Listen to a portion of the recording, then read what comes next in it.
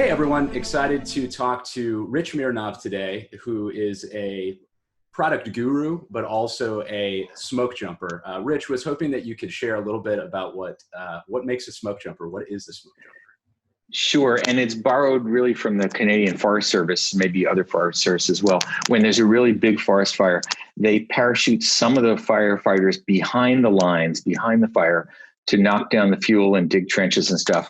What's important is they don't get to go home until gritty and tired and sweaty. They've really fought their way back out through the fire. The reason I grabbed that was I've done a thing that's got to be 10 or 11 iterations right now, where a company that may not have a head of product or forgot one or misplaced theirs or the last two walked out the door or whatever, I'll drop in, literally parachute in, as the interim head of product. So that's picking up the product team and whatever other issues or complications in the executive team and the positioning and the go-to-market.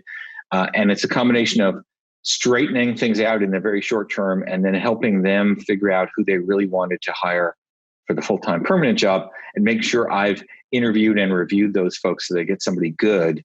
I won't give the keys to the car over until we know we've got the right person. So. Okay, great. I think something that you mentioned there was you come in when product is having problems, when there really is no product leadership, when the product leadership doesn't really know how to lead. In your mind, what is a product leader? How would you define a product leader?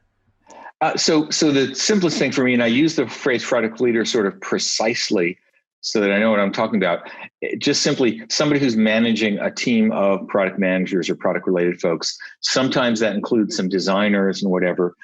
If I see somebody who's managing, let's say, 80 developers and engineers and 3 product managers, I'd call that person a VP engineering or CIO or CTO or something else. So for me, product leader means you're mostly or completely focused on the product side of the problem, as opposed to design or engineering or DevOps or sales or marketing. And again, for me, it's as much about servant leadership, right? So it's not a sexy job. It's a lot of politicking and being the umbrella to a lot of executive stuff and figuring out what's broken and helping other people solve the problem. So, it is what it is, right? So the product leader job's an interesting and exciting and hard one if it's what you want to do. There's no particular reason anybody else should want that job. So, if somebody comes up and says, "Oh, I'd really like to be a product leader," I do feel like it's my obligation to spend the first 4 or 5 minutes of that conversation trying to sell in the other direction. Are you sure that's what you want? Have you thought deeply about it? Yeah, it's interesting. I was having a conversation with someone really on this topic, right? Going right. Over what their career looks like and where they want to go. And I think there's a mental model of that ladder, right? And I've got to always be moving up, and product leader is kind of the very top of that. So obviously that's what I want. And I think when you have that conversation with people, you find some people who maybe are interested in that. There's people who love pain, but you also find people who are like, I really love to build, and that's really what I'm interested in. Right. I like to be hands-on, and that's really maybe a misunderstanding. What are other misunderstandings about being a product leader that you think maybe is good to call out? Yeah, so there's this idea that the product leader somehow is in charge of everything, right? It's an extension of the misthought, the bad idea that product managers are the CEOs of something, right? Which I don't buy at all. Because if you were the CEO of something, you could fire your development team and hire a new one, right? Which generally never happens. So the challenges, I think, the things that are less exciting, if you love being a product manager, when you bump yourself up to the product leader job, you do a lot less of product managing. You do a lot more of mentoring and coaching folks on how they can do product managing. But I think for me, the goal is to delegate as absolutely much as I can of the real product to the folks on the team, if there are any, because there's other things to do, right? And, you can call it cross-functional facilitation. You can call it coaching your peers. If you call it politics, it means you don't like it very much, right? But, if I generalize a little bit, I think that product managers are in charge of growing up a product or a product set that's going to be healthy and impressive one day, even though it's an infant right now, and you got to get it through the next 18 releases before it grows up and goes off to college, right? Product leaders are in the job of, I think, creating the conditions such that their product managers can succeed at that. So there's a lot of dealing with prioritization and trying to set good goals at the company level, spotting when our go-to-market strategy doesn't match our development strategy. Sometimes I am negotiating with the head of sales and the CEO about how the sales comp plan works. Because if we're paying our sales team to do the wrong things, they're going to do the wrong things, right? So it's much more that I think the VP of product or the chief product officer is product managing the company, is product managing the executive team, is product managing how the departments fit together so that other people can get the actual work done. It's an interesting, I think organizational design is a really interesting topic when you think about how that impacts the product itself, because you go back to Conway's law, it's kind of like the product shapes itself after exactly the right. And I think that's an interesting way of looking at it, is the product leader is helping manage that almost, is the shape that's of right. the company. What do you do in a situation, obviously you have experience with this, when there is that dysfunction between the organization and you can see the writing on the wall, this organization won't build a good product. How do you fix that? So it's a really good question, and I'm not sure there's a general answer, but the first step, and it's the same first step that every product person takes when they look at what's working or not working on their product, which is, let's figure out the current situation, the current issues. Why is this broken, right? Are we mispriced and mispackaged? Do we have too big a sales team for the rest of the company? Has engineering been without products so long that they've just appointed a bunch of engineers to be shadow product managers and are making every team their own decision that doesn't fit into something? There's perhaps an infinite number of ways you can break or disorganize a company.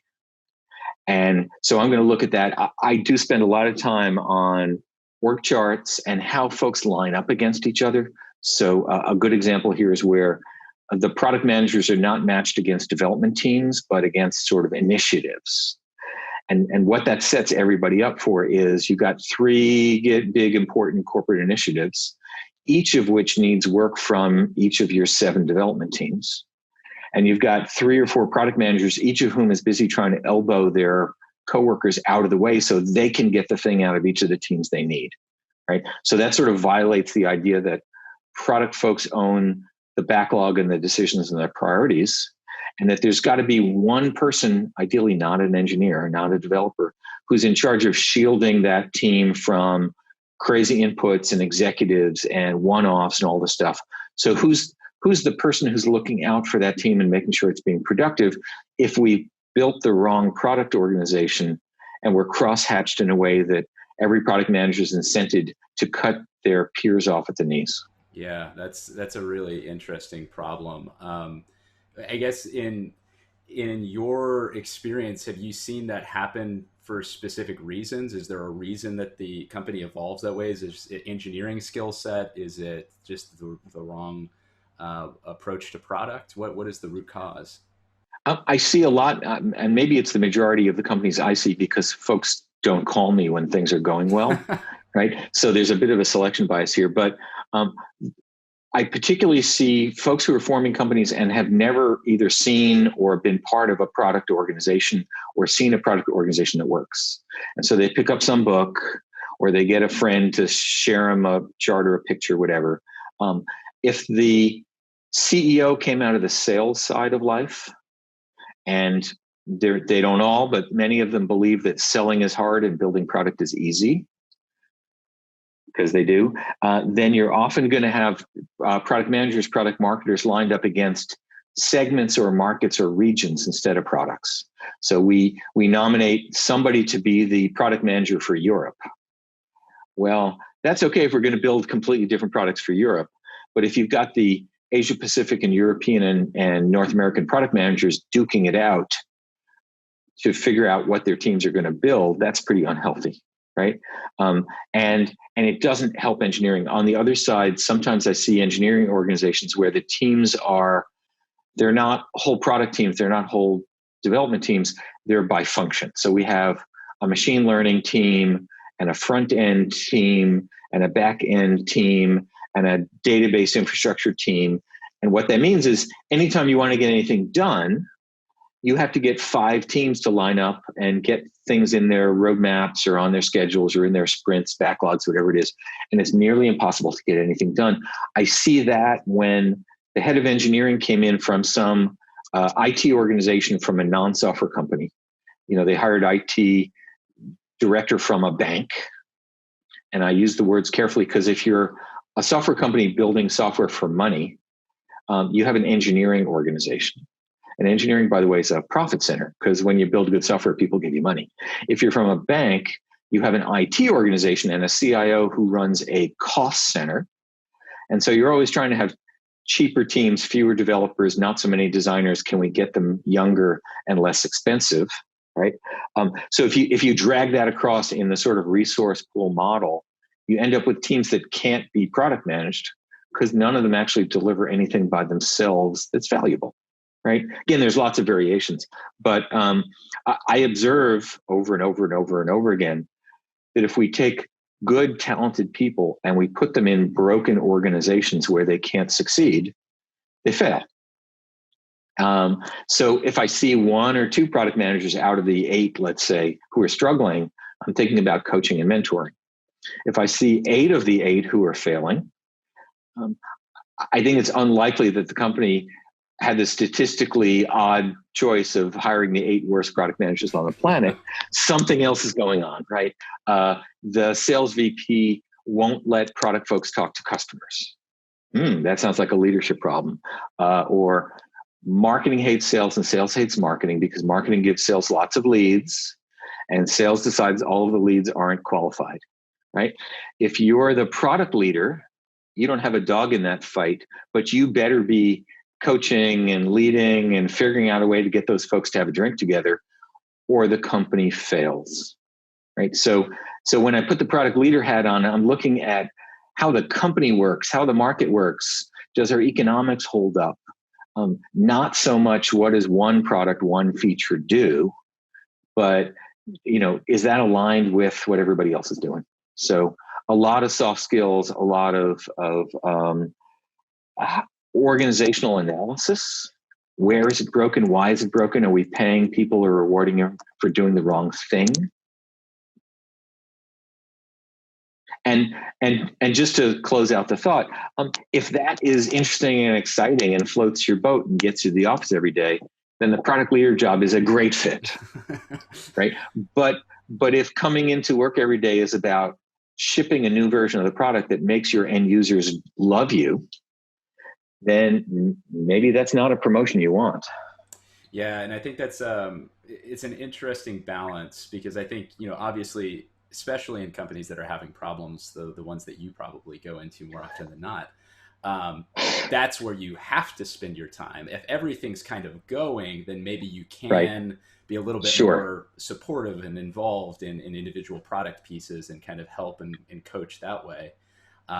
So I guess maybe that's a good question. What is the right balance for a leader to be involved on an individual product or a feature initiative? Like what are the levels of engagement that are appropriate?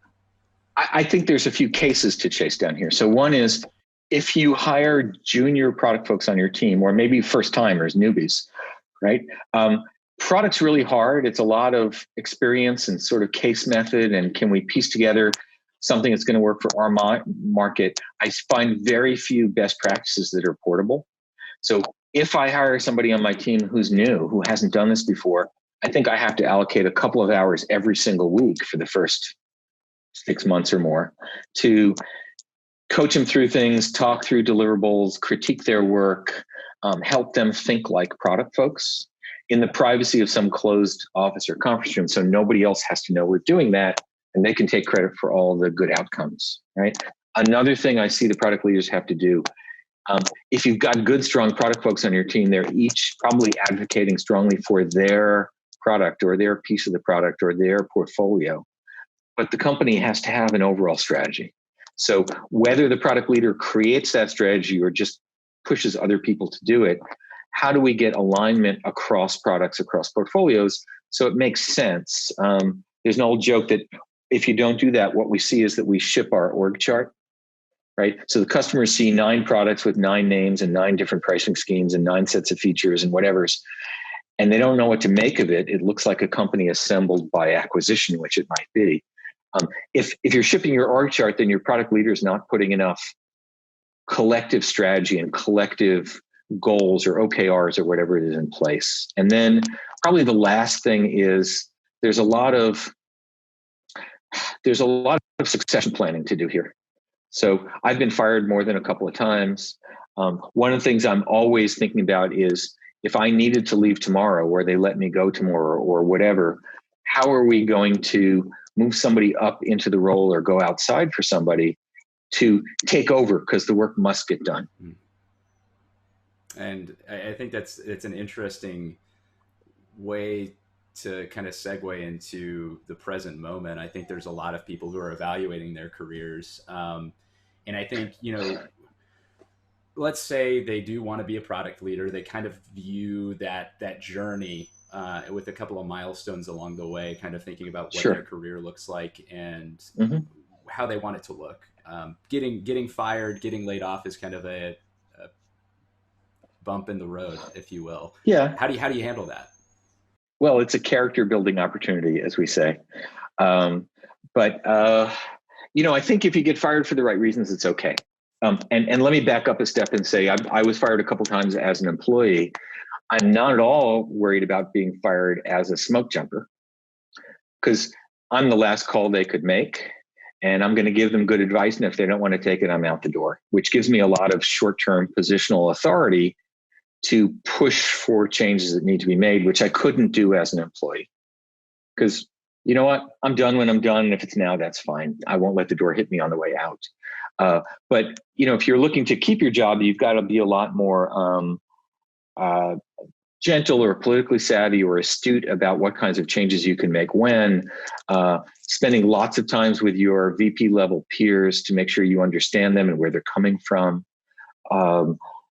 There's this funny situation. A lot of product folks come up off the engineering side of the house, the technical side of the house, and have this very odd point of view that everybody is like them. They haven't been through the Myers-Briggs course or whatever your choice is, right? Sure.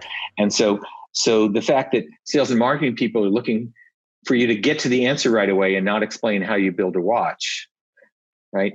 They ask question, is this in the roadmap? And they're expecting either a yes or no answer. And if it's no, you're going to apologize. And instead, you have folks who want to marshal data and walk you through their 16-column spreadsheet and explain how development works. As a product leader, you've got to really understand how your peers listen, how they learn, what motivates them, how they get paid, right? So that you can wrap up the goodness and value of product and engineering in terms that they care about. So in the same way that product managers worry about packaging and positioning their products so that customers will appreciate them, understand them, and give you money, product leaders are thinking about how to package and position and promote the goodness of having product management so that folks might notice that things run better when that department's in a good place. Yeah. So there's a lot of selling, there's a lot of coercing and being congenial and figuring out how to package up features as benefits. So you talked a little bit about kind of that product leadership role and moving into that. And we kind of talked a little bit about why you might get fired or how you handle that piece. But, looking at the typical journey into product leadership, are there milestones that people should be working towards? Is that a common journey that looks the same for everyone, or is that something that's really going to depend on personal context and situation? I think there's a couple or three paths here. So the obvious one, which is probably the minority, but is the clear choice, is to come up through a product manager job. So I strongly push all of my clients, because sometimes I'm helping them choose people in that job or interviewing for that job, that the number one qualification for a product leader is that they actually know how to do product management, which would seem obvious. So you would never hire a head of sales who hadn't sold. You'd never hire a CFO who didn't understand payroll and cash flow and whether we're running out of money. You probably wouldn't hire a VP of engineering or a CTO who didn't know how software was built. But a lot of places I go, I see that the product leader job is given to or is taken by somebody who's never done the product job, which means they can't coach, they can't mentor, and they don't really have the basics. So we pull somebody in from support or from sales or whatever. That's usually a poor choice. So, but the first one, back to your question, is I'm always looking for somebody on the individual contributor list of product managers who's demonstrating the kinds of skills that the leaders need to have. So it's not just fighting tooth and nail for the goodness of your product and your users, which you must do, but who's mentoring other folks on the team, who's thinking about how various products, including their own or maybe not even their own, fit together and are positioned, who's worried about or getting on cross-functional task forces to get good processes put in place. Those are things that are good ways for you as an individual contributor to raise your hand and say, I'm going to do some of this job so I can prove it. The other thing that I see that's really absolutely essential is if you want to move up into that job, the very first thing you want to do is you want to go to your current boss and humbly and politely say, instead of, I want your job, right? Doesn't go so well. But there's some flavor of, I'm really interested in the next promotion. You know, I'd love to do some of what you do. Is there feedback for you about how I can do that? Are there parallel jobs to this that are going to open up? How do I throw my hat into the ring? Because your boss is going to know within minutes anyway that you're gunning for a job like that. And if you don't go to your boss first, then you're inviting a lot of bad side effects, right? But internally anyway, so for internal candidates, it's how do I become a product manager, become a senior product manager, become good at what I'm doing, and then actively make the choice that I want to campaign for that at whatever rate it is. Usually it takes a while. And let the various supporters and stakeholders and senior folks know that I would welcome that opportunity. Because when it comes around with no planning, right? Somebody leaves or you create a new division or something, they're going to want to know who's interested and who's good. In the same way that real estate agents are always putting those little door hangers on your door, because until the moment you decide to sell your house, you actually throw them all away. At the moment you decide to sell your house, the first person in may be the person for you. So you think of it as a long-term campaign, and you want to bundle up a bunch of benefits for you being a product leader to the rest of the company. Because here's the other dirty secret: nobody actually cares what you want. Right? What they care about is if the thing you want is good for the company and the organization. So just like other product management skills, we want to wrap up our features into benefits and advantages so the company sees that it would be a good idea for the company to promote you. In all of these job discussions, I try to tell people that you should take all your product management skills, which are about making your product look attractive, and apply them to yourself, because you've got to make yourself look like a good, well-positioned candidate. And if you don't advertise a little bit, then nobody knows. It's a good way to look at it. I think marketing yourself, right? Yeah. But I also think there's a piece to that which I'm curious to get your thoughts on, especially in organizations where it's hard to understand your own performance, because you brought it up. You want to be a good product manager before you can be a good product leader. How do you tease out success when there is kind of the environmental context? Maybe this situation as an example. The organization has problems. How do you tease your own performance out of that? Am I doing a good job despite all of these things? Or, what's the way to look at that? Right. This is really hard. And if we back off a little bit, I think it's hard in general to do good evaluations of product managers, because we don't produce anything directly. And we're dependent on the rest of the company to do their jobs or other jobs for success to happen. And if you're a great product manager, you'll notice that engineering took all the credit for you having a great product. and sales took all the credit for you having a great product, right? So I'm looking for other markers. Good strategic thinking. There's a lot of humility that comes into it, but product managers usually are passionately devoted to promoting their teams. So when my team succeeds, I'm trumpeting to the whole company that my team succeeded, and I just happen to be there, right? We're doing a lot of that same kind of one-off work.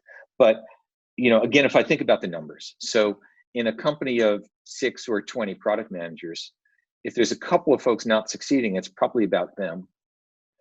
If it's the whole department not succeeding, it's almost always some systemic issue, lack of leadership, lack of support, lack of budgets. I usually, one of the very first things I look at is what's the ratio of product managers to what I would call makers, developers, designers, DevOps folks, tech writers, test automation engineers, right? When that gets above, say, 1 to 9 or 1 to 10, I'm pretty sure my product managers can't do their jobs, no matter how good they are.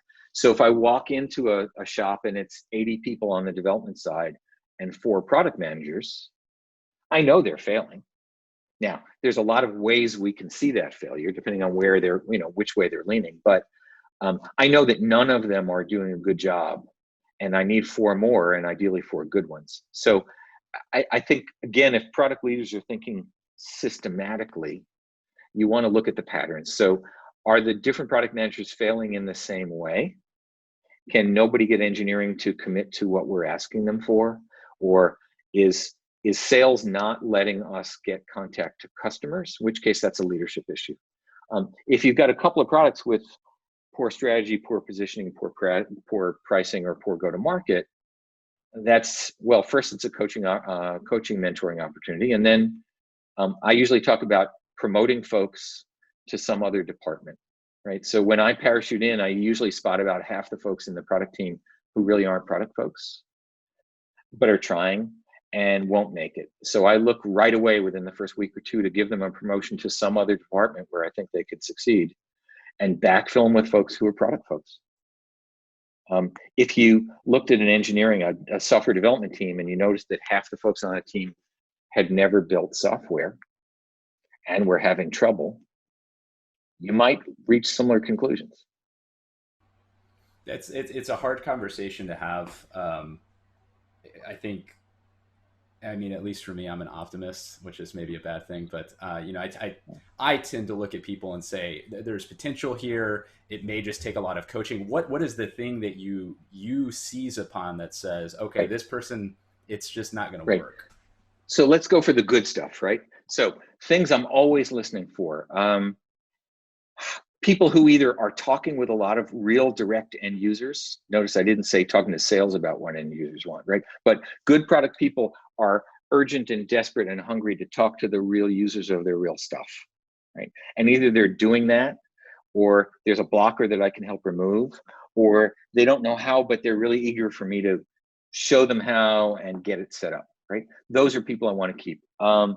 Folks who don't breathe their own fumes. So it's not important to be the smartest person in the room. It's important to get the smartest folks in the room, frame up problems that we can solve together, and walk out of the room with great solutions, and then give credit to everybody else if you can, right?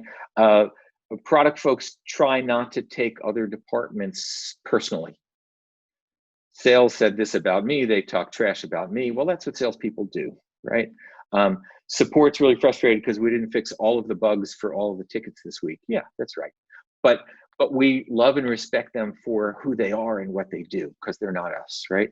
Other things that sort of young, energetic, smart product folks would do. They are willing to try out 2 or 3 or 4 or 5 different constructions for what's broken and how to fix it. They are willing to take useful input. And they don't get defensive about whether they really know the answer, right?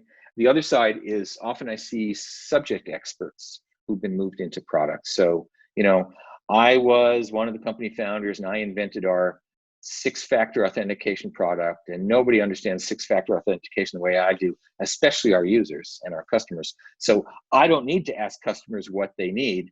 because I am the world expert on six-factor authentication, right? That's bringing every wrong thing to the product story, right?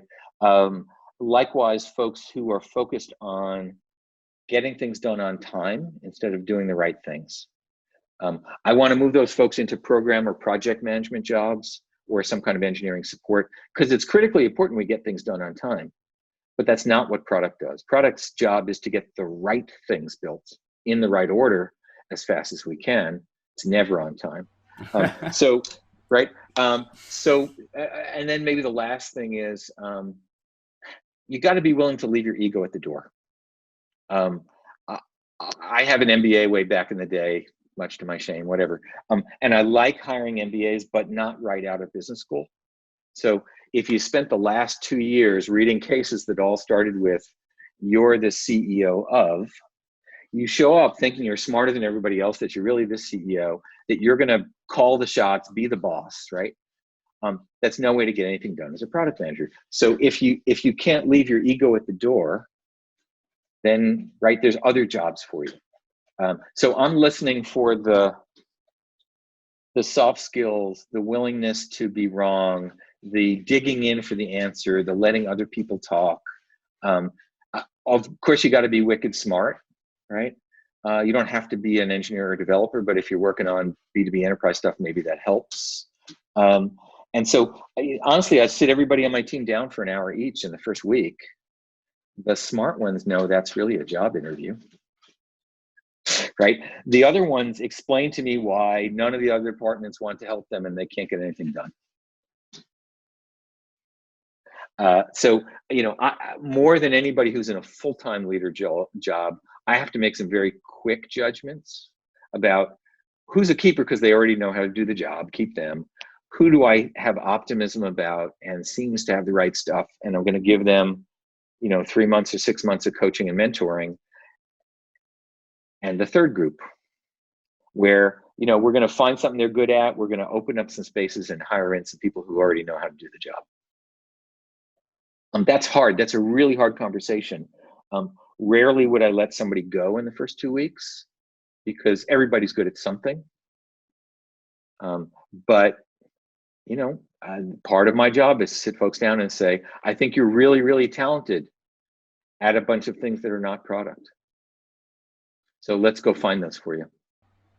Yeah. And I think it's a tough conversation when it's warranted. And I think what I have seen a lot of recently is there's been a lot of maybe unwarranted or out of the control of the individuals, external factors. How do you make that decision when you're tasked with cutting headcount by half? How do you make that call? How do you figure out who to keep in that situation? That's a really hard one. And I've had 3 conversations in the last 2 weeks with this, where companies are either they're in some business that serves transportation and airlines and restaurants and leisure activities and concerts and something, right? And they're finding their whole installed base melting away. Or maybe you're even in that business. I think it's really hard. In fact, a buddy of mine and I, we just worked through this. He had a spreadsheet with all of his folks down the left side, and we had a 20% column. What if we only have to cut 20% of heads? We had a 40% column. We had a 60% column. And, I think of this in a portfolio model, which is you want some young, eager junior folks who are going to work really hard and not be as expensive and grow up to be great. You want a couple of folks who are senior and are already doing a great job. It's brutal. It's like letting some of your kids go, right? But other things there, I think, to think about. One is, if I'm letting half of my team go for general economic reasons or business reasons, I always want to offer every one of those people that I can honestly offer to them a good reference, access to my personal network. I'll take a call. I'll make introductions to companies they're interested in, right? How do I can't soften the blow of losing a job, right? But it's useful to know whether I cut half of my team because I had to, or I cut an individual because they're not a product manager, right? And I owe everyone that clear communication. And for everybody who I cut, who I ground my teeth overnight and lost sleep, and I cried in the corner, but tried not to let anybody know, right? Because nobody's supposed to know I cry. I want to do everything I can to be a resource to them once they've gone, right? I observe that the product management community, right? We're all going to lose jobs. We're all going to be on both sides of the interview. Companies fail. Companies get acquired. I'm going to work for somebody that used to work for me, right? We're all paying it forward every day. And so I think it's all of our obligations to think about the people involved, and if there's any way we can help, while still, biting the bullet. If we have to cut, we have to cut. One other thought that came out of that discussion that I had early in the week was, and I loved hearing it. So this one particular product leader said, if I have to cut my department 60%, there are a couple of senior individual contributors on the team who could run this department down at 3 people.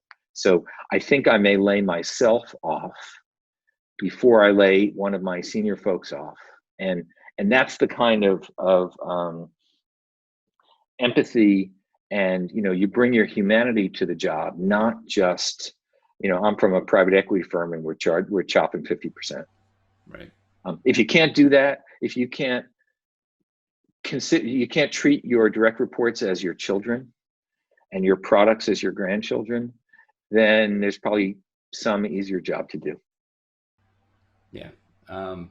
And I think it's a difficult time for a lot of people who are on that end of the communication, where right. they were doing the best they could. Yep. They were probably even having success, but it's out of the Yep. control, right? It is. What advice do you have for someone who's going through that right now? I mean, obviously, they've got to brush off the resume and find something that's a good fit, but what is the best way to receive that blow and kind of move forward through that?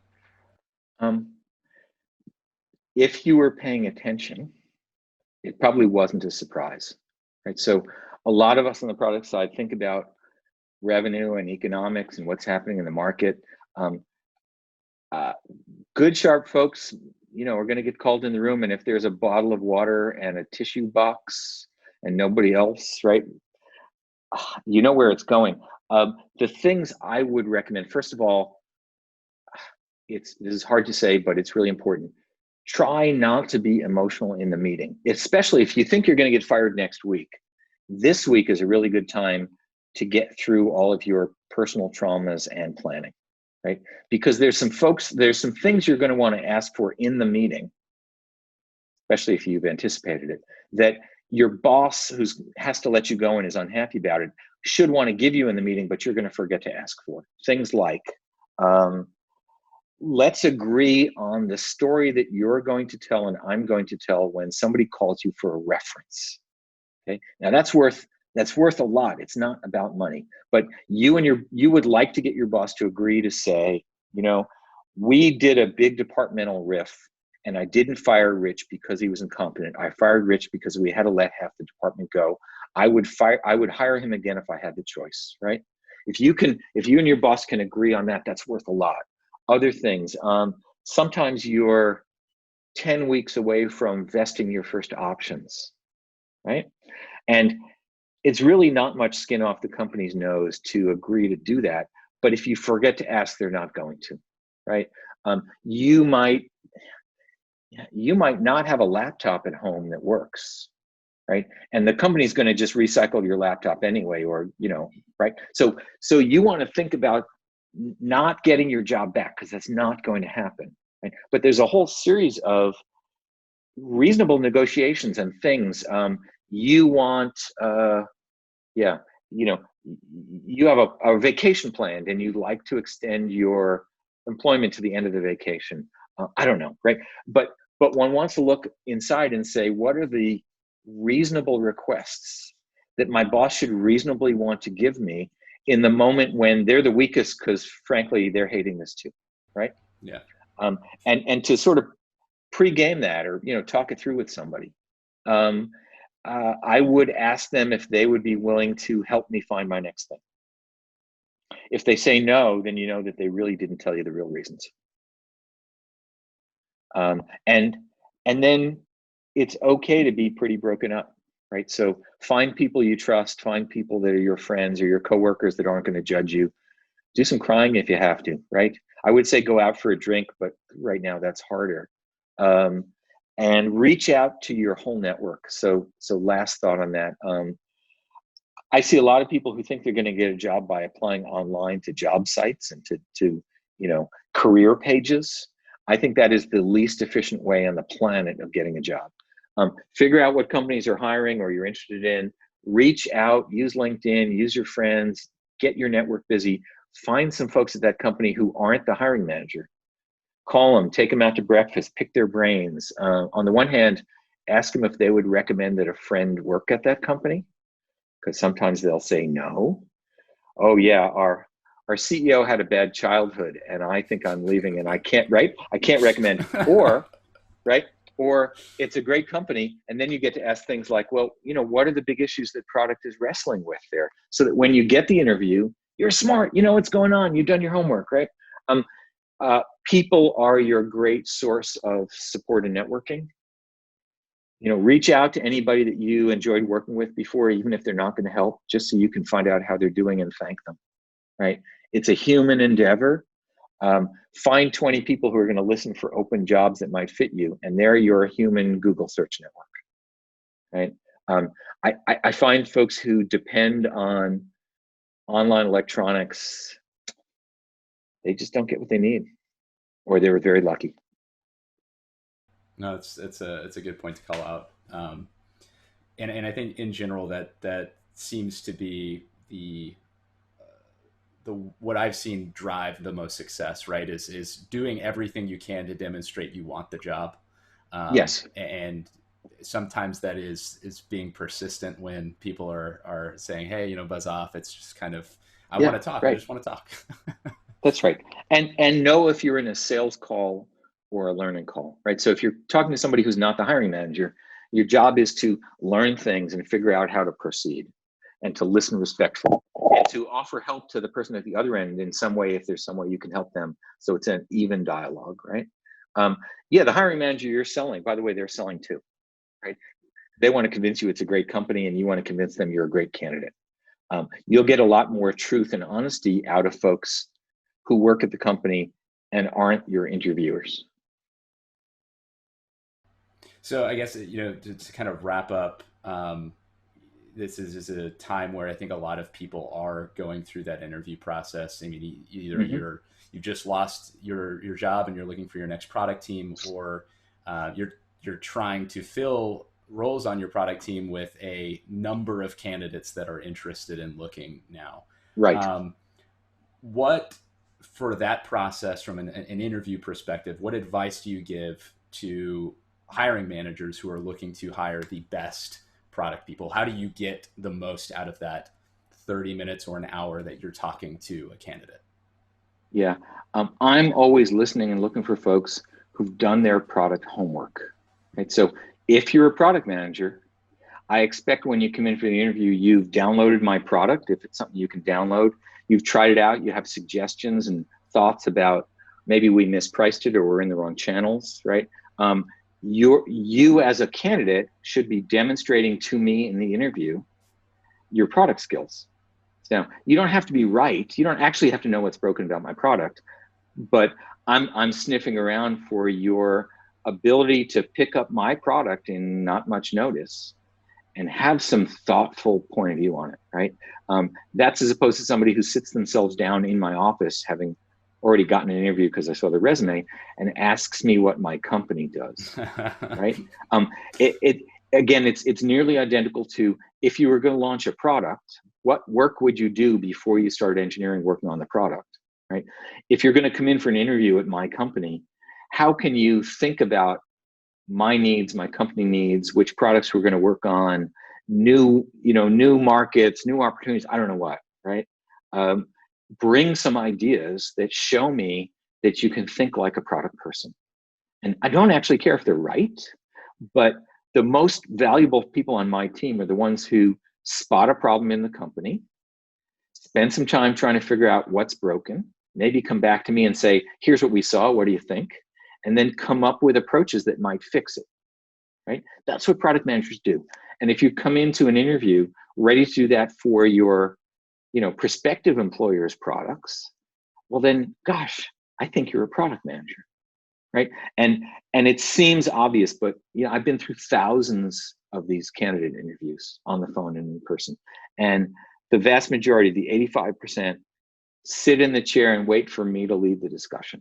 And if that's what I wanted to hire, well, then it would be easier, right? I'm looking for folks who bring their tools to work, and ideally they've sharpened them. Awesome. Well, I think that's a good place to end. I want to thank you again for your time. Can you share a little bit more about how people can find you if they're interested in learning more about what you think and what you write? Sure. It's not that hard. Cleverly, I bought my domain name in 1992 before a lot of people did. So my last name is my domain name. I'm rich@mironov.com. There's 19 years of blog posts on my site.